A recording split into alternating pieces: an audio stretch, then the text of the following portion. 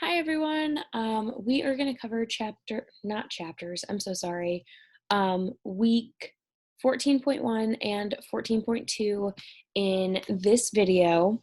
I figured it might be easier to do both videos in one rather than cover each chapter or each day, point one, point two, separately. So we're going to continue on with health comm interventions, continuing with theory and campaigns.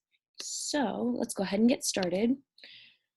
This first part is going to be a little bit of a review. So talking about health campaigns, they are systemic efforts to influence people to engage in health enhancing behaviors. So a health communication intervention is all about behavior change for the better.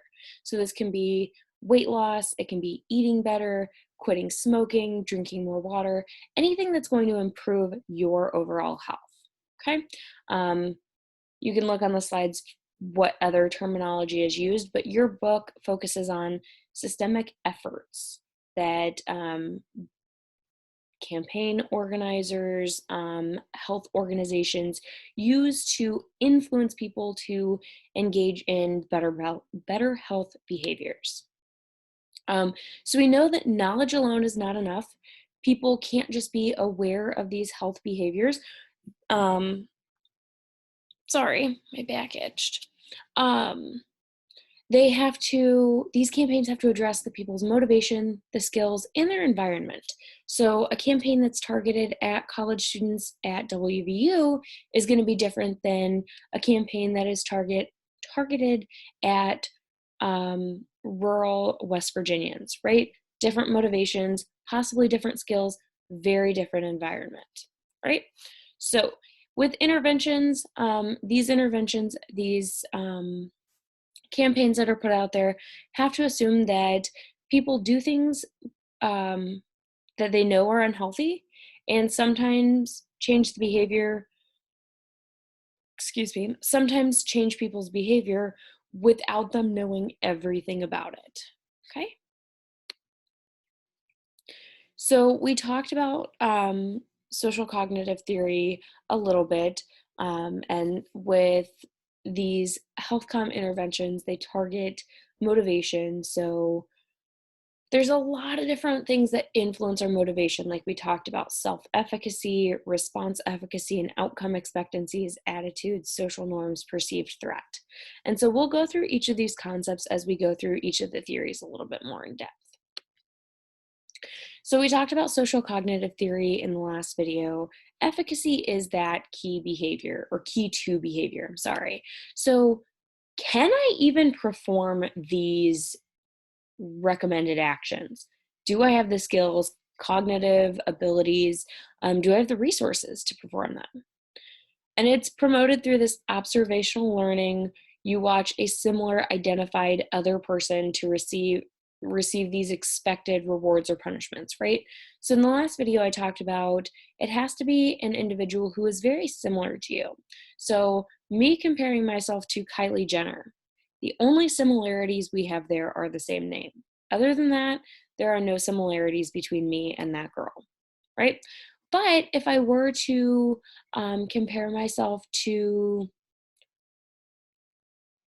I don't know, my best friend Anna, my best friend and I are pretty similar, right? So I see what she's done, going to the gym, working out, walking places instead of driving.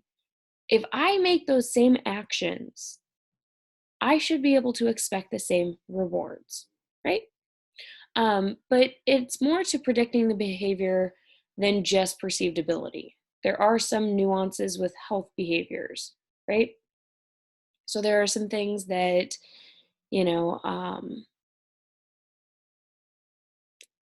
certain health behaviors come more naturally to others. Like Anna is more naturally inclined, or not inclined to work out, but she sees results quicker than a lot of people, right? It's her metabolism. We have different metabolisms. So while we are pretty similar, maybe I shouldn't expect the same rewards. Moving forward, we're going to start talking about the health belief model. So this is specific to health behavior change, right? So social cognitive theory isn't necessarily focused on changing the behavior, um, but modeling and knowing what to expect, right? So the health belief model is specific to health behavior change. So it originates from trying to explain why people did or did not participate in health promotion programs, right? A major assumption of this theory is that in order to engage in healthy behavior, um, one must be aware of a risk or a threat and believe that changing the behavior is going to alleviate that risk. So let's break that down a little bit. So in order to start working out, you have to be aware of the risk or threat of obesity, right? We all know that eating McDonald's every day is not healthy for us, right? It leads to obesity, clogged arteries, all that. And not only do I have to be aware of this risk and threat, I have to believe that by going to the gym and cutting out McDonald's, I will alleviate the risk of obesity related illness. Okay? The benefits of this change must outweigh the barriers or negative aspects to the action, though, right? So, being healthy, being slim, losing weight, all these benefits have to outweigh these potential barriers. So it takes me X amount of minutes to get to the gym. A gym membership is X amount of dollars each month. And am I really getting my money's worth if I'm going X amount of days? Sorry about that. Right? So we have to think about not only these barriers or not only these benefits, like all this great stuff is going to happen, but what are the potential barriers? Okay, so moving forward with targeting motivation, there's a nice model of the health belief. There's a nice little drawing of the health belief model. So there's perceived benefits versus perceived barriers, the perceived threat, self-efficacy, and cues to action, right? So benefits and barriers, threats, and self-efficacy are all modifying variables, meaning they differ from person to person, but also they can differ from time to time. Perceived seriousness and perceived susceptibility go with perceived threat. Perceived seriousness is how serious will this illness, disease, injury be should I incur this injury, illness, disease. Perceived susceptibility is what are my chances of getting this injury or whatever, this disease. And I like to think of susceptibility as on a scale from 0 to death, right? So wearing my seatbelt when I'm driving, it's not a health behavior, but it's a behavior that could save your life. If I don't wear my seatbelt when I'm driving, that susceptibility on a scale of 0 to death could be death, right? Um, the perceived seriousness of not wearing your seatbelt. You know,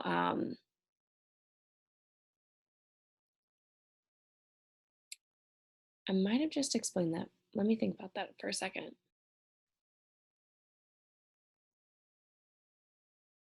I explained that backwards. I'm sorry. The 0 to death should be perceived seriousness. So forget the last like 30, 45 seconds, however long it was. Perceived seriousness is 0 to death, right? So susceptibility is what is my risk? How susceptible am I to injury? Okay, so driving my car, knowing that I've got a pretty good driving record. I drive the speed limit.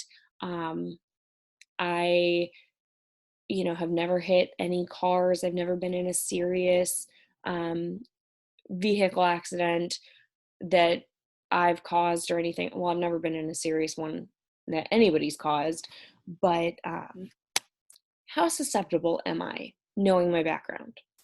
Okay, so I have low susceptibility. However, I think by not wearing my seatbelt, the seriousness is from 0, I'll walk out with a scratch, or if that, or death, right? And we know with not wearing a seatbelt, it can range from 0 to death. You can just never tell. So that model does a nice job of showing all the variables and then each part of it.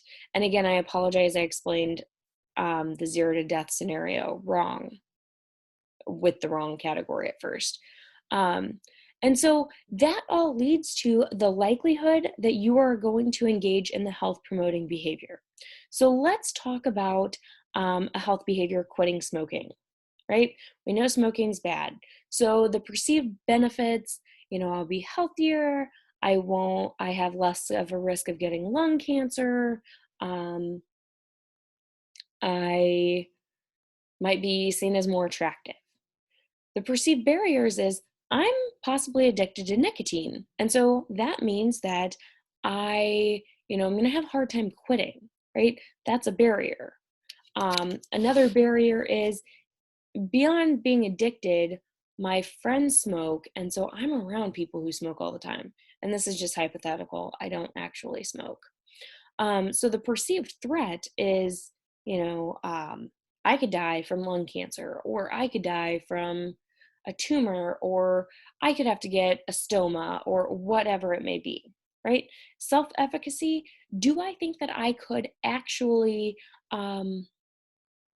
quit smoking? Could I actually quit that? Do I have the cognitive resources, financial resources, all of that? Do I have the skills necessary, right? And then cues to action. I personally hate the cues to action in the health belief model. I really do, because they talk about internal cues to action. So internally, what motivates you to, quit a certain bad health behavior, or externally, what is externally motivating you to quit a bad health behavior? But in my opinion, that just means that what really isn't motivating you. So you should know that it is a step. I personally don't agree with it. I think it's kind of a crap step that it I don't know, it could really encompass anything, right? So going with quitting smoking, talking about these modifying variables. So benefits, barriers, threat, self-efficacy. That can change from you to me, but also from me now to me 10 years from now still smoking, right?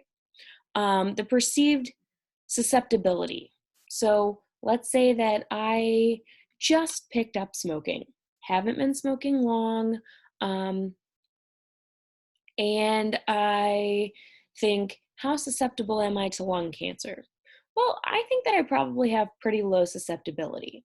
So, should I incur lung cancer? That's the threat that I'm talking about right now. The perceived seriousness, I would say it would be pretty low. Even though, it is a pretty serious illness, I would suspect that the seriousness would be pretty low because I haven't been smoking long, right?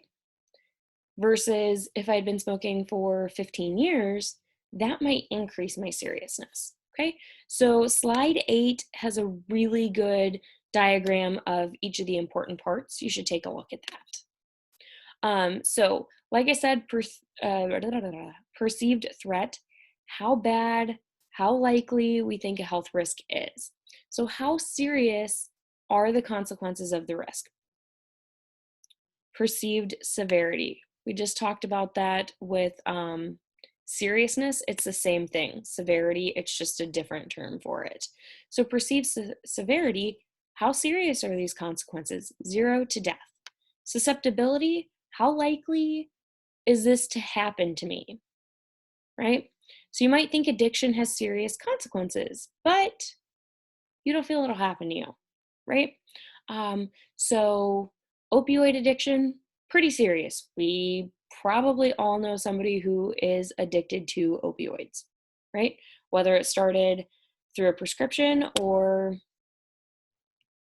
they went straight to the street drug heroin, right? Pretty serious. But my susceptibility, how likely am I to experience this risk? I mean, me personally, I would say it's pretty low. Even when I had knee surgery and My knee surgery was completely botched where my nerve endings did not work. I had to do spinal injections.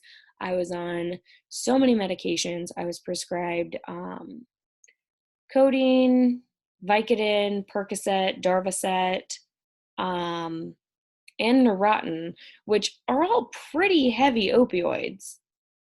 I never took them like I was supposed to. And that's my own personal preference. If I think I can handle something, handle the pain, and I've got a pretty high pain tolerance, I'm not going to take medication for it. And if I feel like I have to take medication, I'm going to start with, acetaminophen and ibuprofen first. Again, that's my personal preference. That might vary between us, right? So my susceptibility, pretty low. But not everybody's like me. All right, so health belief model also talks about self-efficacy. I'm sorry, it's like 5 o'clock in the morning. I couldn't sleep, so I figured I would just go ahead and do lecture videos. And so I'm a little tired, but like not able to sleep. So here we are. So it is similar to the self-efficacy that we talked about in the social cognitive theory, but it is specific to the recommended health behavior. So my self-efficacy, this example that's in the slides, is having that feeling that you are able to advocate for a non-opioid prescription, right? So it's directly related to, I had knee surgery, I, want to talk to my doctor, and I can advocate for myself that I don't want an opioid prescription. Do not prescribe me OxyContin, do not prescribe me Vicodin, Percocet, codeine, any of that. I don't want it, right? Acetaminophen, ibuprofen, cool with that. So that's the self-efficacy we're talking about. It has to be specific to your health behavior. Like I talked about a little bit ago, benefits and barriers, these are kind of like the outcome expectancies. Benefits, these are the advantages you will or expect to see from adopting this recommended action. So something that's going to, by adopting the actions that are supposed to improve your health, right? So it reduces the health risk, and there might be some other social outcomes, like you quit smoking, so you save a ton of money, especially because, well, I don't know if they're expensive here. I mean, my mom smoked most of her adult life. I think she started when she was 16 or 17. So not to sound like, I don't know, narcissistic, pessimistic, whatever, but when it came back lung cancer, that was the original place for her, it made a little more sense, right? In Illinois, I know that they raised a pack of cigarettes to like $9 or $10 a pack, right? So you buy a carton, and that's like $90 to $100 to $120, depending what cigarettes they are. I don't know that it's like that here in West Virginia. Again, I'm not a smoker, so I don't know the prices and stuff, but I've just heard my mom talk about it. So there are also barriers, and these are the costs, obstacles to performing the recommended behavior.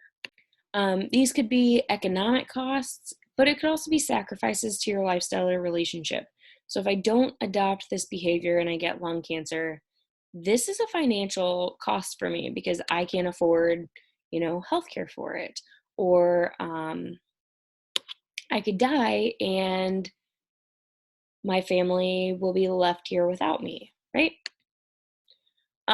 So moving forward, the cues to action. Again, this is a step that I don't 100% agree with. I wouldn't even say I 50% agree with it. Maybe 25% think that it should be a step. I don't know. But it's a stimulus that signals the importance of taking action, right? So our motivation is triggered, and that makes us access our available resources and assessed when acting on a recommendation. Okay, so what is motivating me to make this call?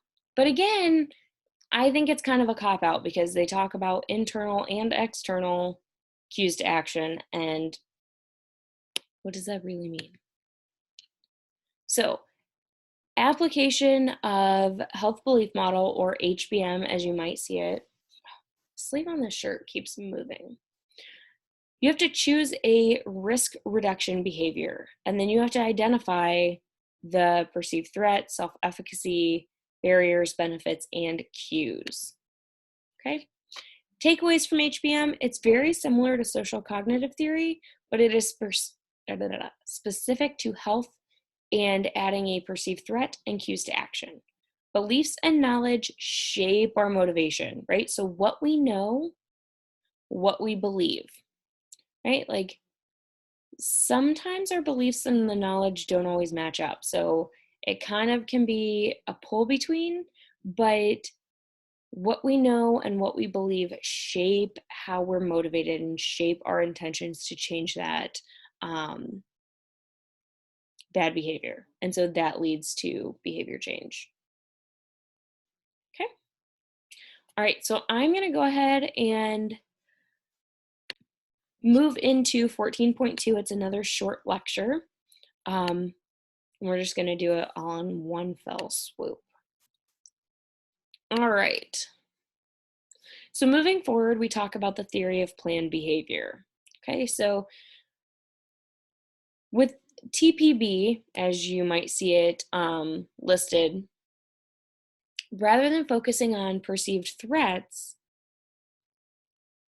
this theory focuses on normative pressure and how good or bad a behavior seems. So when I say normative pressure, think of peer pressure, social pressure, from friends, family, things like that, right? So we're focusing on this pressure and how good or bad the behavior seems.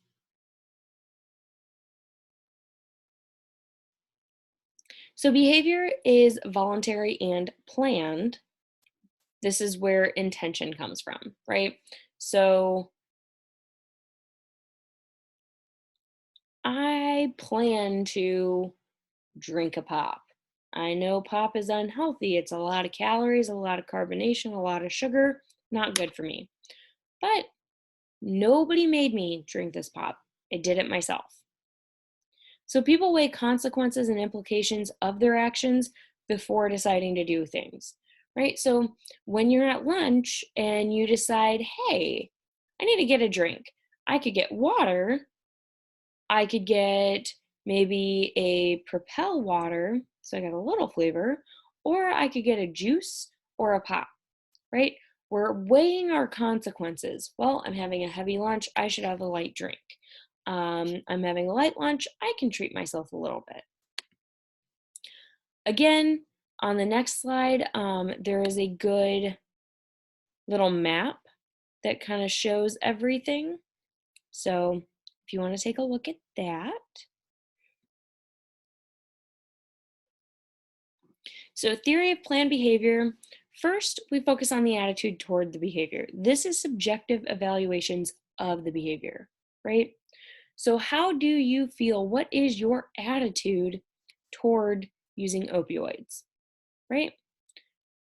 Do you have a different attitude towards prescription opioids versus street opioids versus opioids that were prescribed to you specifically, or taking opioids that were prescribed to others specifically, right? I think it's Hannah is doing her paper on, taking Adderall that's prescribed to other people, right? What is your attitude toward that? Some people, especially college age people, might find that that's fine. Everybody does it. Other people might say, no, that's not okay. It's not your prescription, right? And then we focus on the norms around the behavior. So this is our perception of what others think about you doing the behavior. I always think, what would grandma think if she found out that I was taking opioids prescribed to somebody else? What would my mom think if I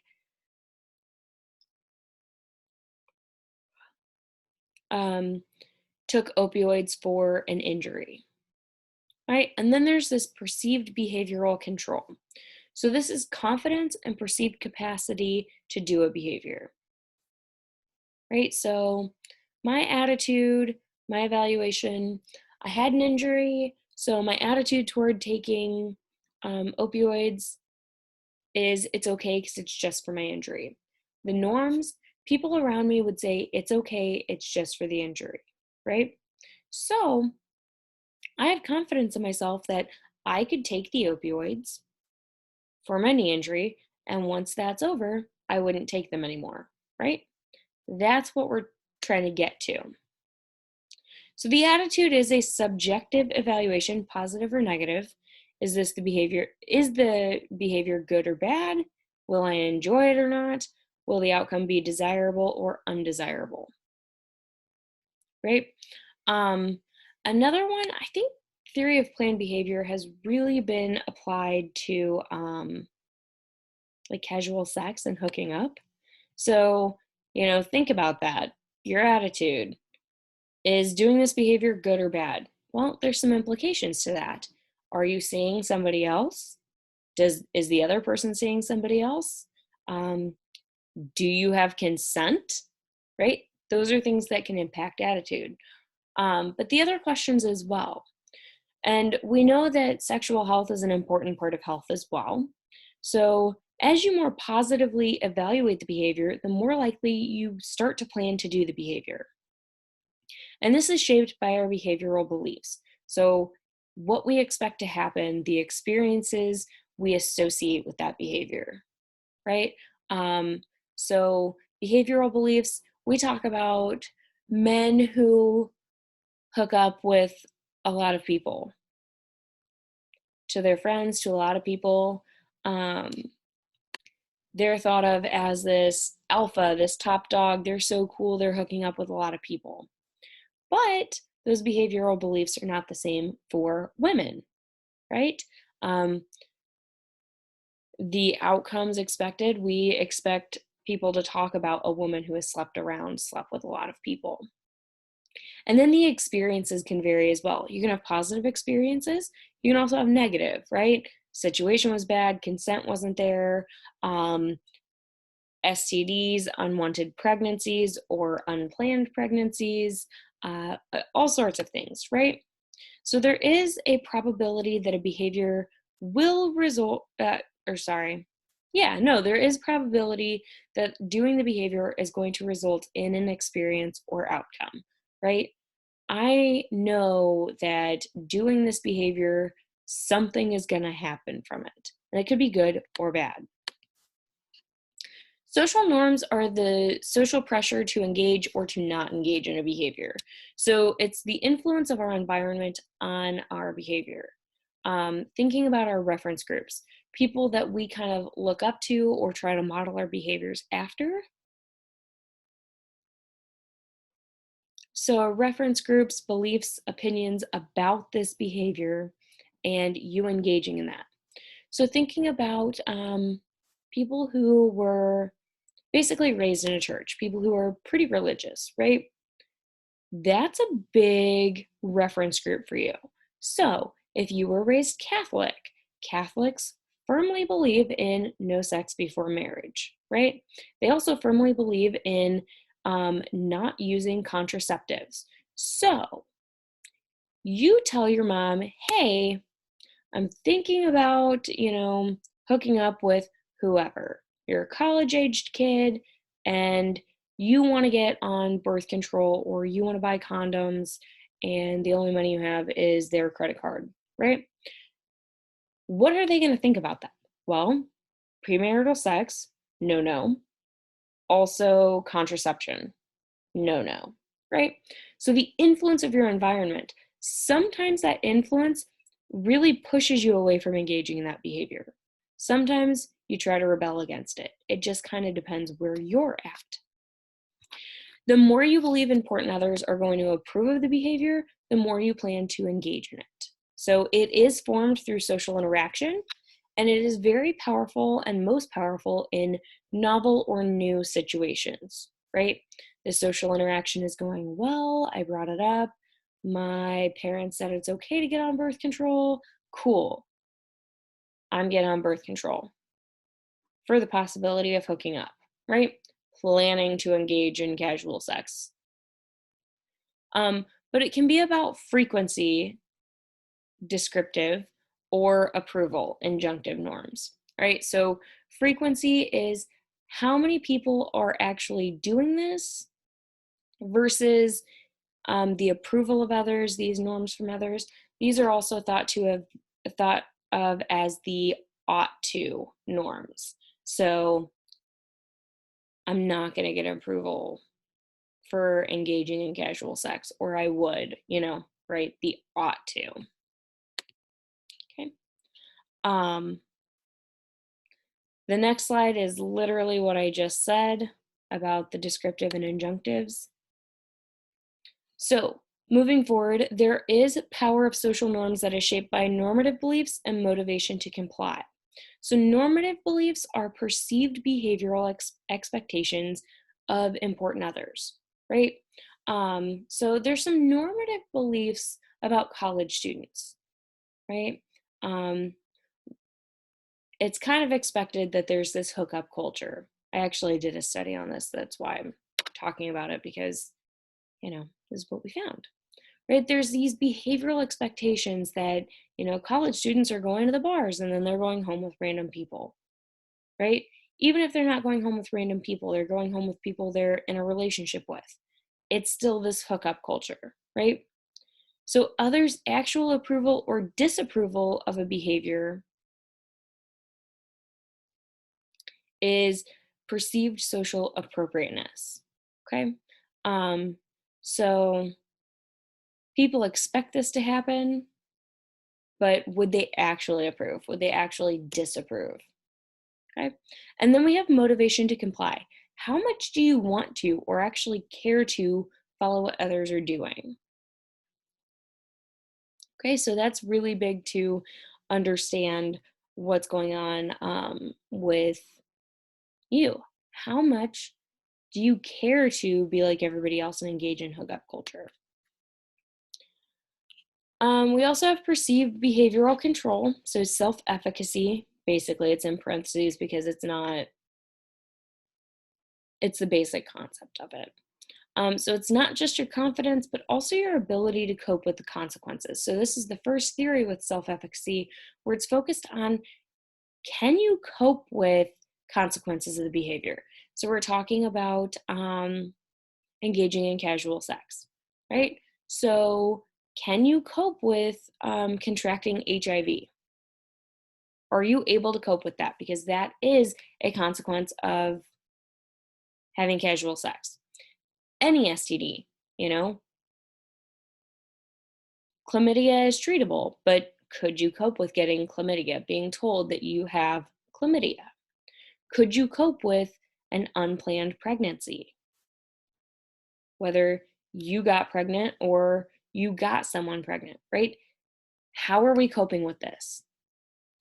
And these are shaped by our control beliefs. So this is the perceived presence of things that facilitate or impede the performance of behavior, right? So presence of things that are going to, push us to do the behavior or stop us from doing the behavior, right? And the control that we have over them. So you go to somebody's house to hook up and they've got a package of condoms in the nightstand by the bed. That presence of a contraceptive can facilitate, we have control over this now, right? We're reducing the risk of STDs and unplanned pregnancies. Okay, so think about that as well. So takeaway, it is all based on behavioral intention, and that's predictive of if you actually do the behavior or not. Beliefs, like the health belief model, social cognitive theory, are directly or are indirectly, predictive of the behavior. Okay. Intention is predicted by our attitudes toward the behavior, norms around the behavior, and behavioral control.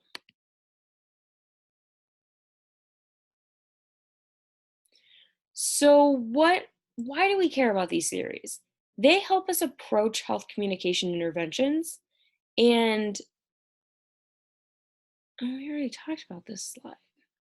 Um, but poor audience segmentation, limited channel selection, limited or no theoretical guidance, imprecise objectives, poor follow-up, that can cause our campaigns to fail, right? So the theories might be really important and great, but if we're not using them how we're supposed to, it's going to set us up for failure.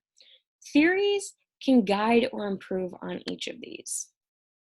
All right, so that is the end of week 14 slides. If you have any questions after watching this video or looking at the slides, please don't hesitate to reach out. All right, again, you will see me, but I won't see you. So see you next time.